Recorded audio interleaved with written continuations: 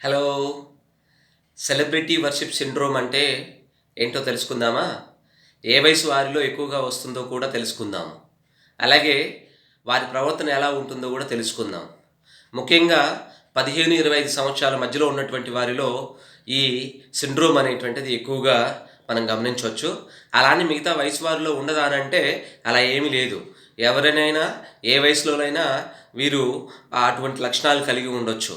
ఉదాహరణకి వ్యక్తిత్వ పూజ, వ్యక్తిత్వ ఆరాధన వీళ్ళని దేవుళ్ళ కంటే ఎక్కువగా భావించడం, వారి మాటే శిలాశాసనంగా పరిగణించటం, వారు చెప్పినా చెప్పకపోయినా వారి కోసం ఏమైనా చేయడానికి సాహసించటం, ఇటువంటి ప్రవర్తనలతో ఎదుటివారికి ఇబ్బంది కలిగించేటువంటి విధంగా ఉండటం, చివరికి తల్లిదండ్రులను కూడా లెక్క చేయకపోవటం అనేటువంటిది మనం గమనిస్తూ ఉంటాము. సో, అటువంటి లక్షణాలు ఉన్నటువంటి వాళ్ళతో తగినటువంటి జాగ్రత్తలు తీసుకోవటం ఎంతో ముఖ్యం.